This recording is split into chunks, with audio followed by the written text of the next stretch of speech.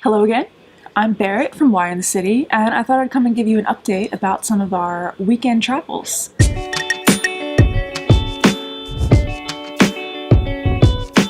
So this past weekend we went to a very lovely photo exhibition named Naturkraft out in Eskilstuna, which is another very lovely smallish town in Sweden. So you know the drill. We hopped on the train and we went there. It took us about 30 minutes to get there, which again is always lovely. You get to see the countryside and you just get to see the red houses in the classic Swedish countryside just rolling by. Once we got to Eskilstuna, it was a very beautiful day. Again, we seemed to get quite lucky with our weather, knock on wood.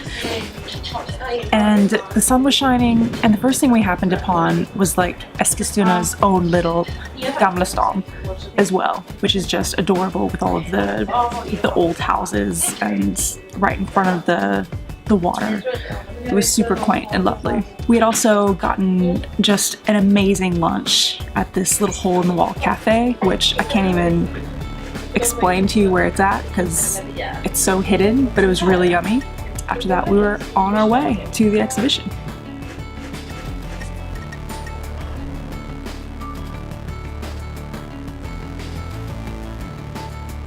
So we found the little stuga, or the little cottage where the exhibition was going to be at, inside this little village where they did reenactments, and all of the houses were quite old once again. So we walked into the gallery and we were just greeted with these beautiful white gallery-esque walls and rooms just covered in all of this beautiful photography.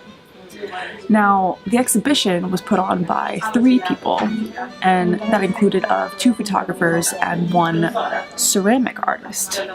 One of the people putting on the show we happened to know, so that was really interesting to be able to talk to them a bit more about their own work.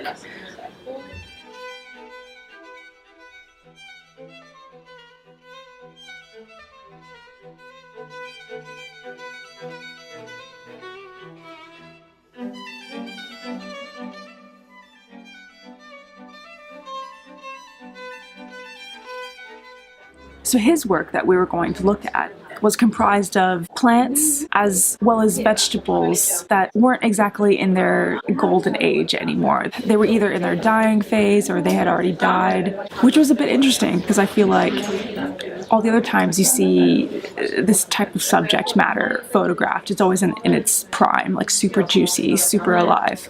But that wasn't his perspective of the way of shooting it and taking it. Another great thing was this day was the vernissage, or the day that the gallery was opening to show all of this work.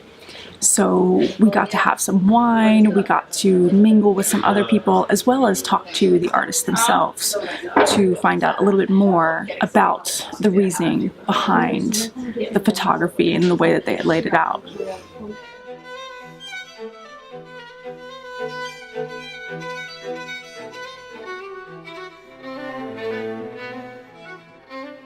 So when I got to talk to the photographer, he was explaining to me how most of this work was inspired off of one specific piece, and that was that of this just super colorful flower in the photograph.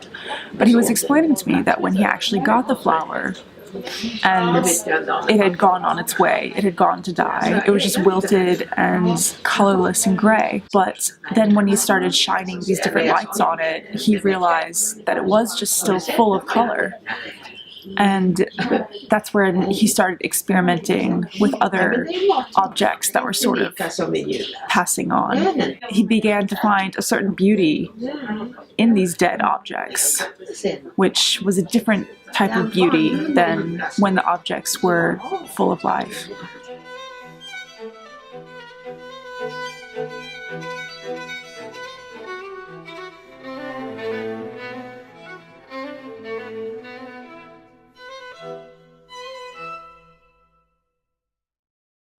So besides the plants and the vegetables, there was one photograph that was taken of a creature, and it was that of a skeleton of a mouse. And I found this piece really intriguing because it was the skeleton of a mouse that he had laid right next to a piece of cheese. Like, here you go, here's some food for you. But, you know, the mouse was obviously long past dead. So I just thought it was a little fun that he was poking into the rest of his collection with all of these serious, beautiful pieces. And then here comes this dead mouse next to cheese.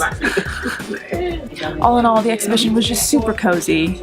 All in all, with the place that it was in, as well as the surrounding cottages that you have to walk through to get to this quaint little gallery, it probably added to it that when we got there, there was just people mingling about. It was a really interesting subject matter as well to get to go see, and to get to see this perspective of this subject matter through someone else's eyes.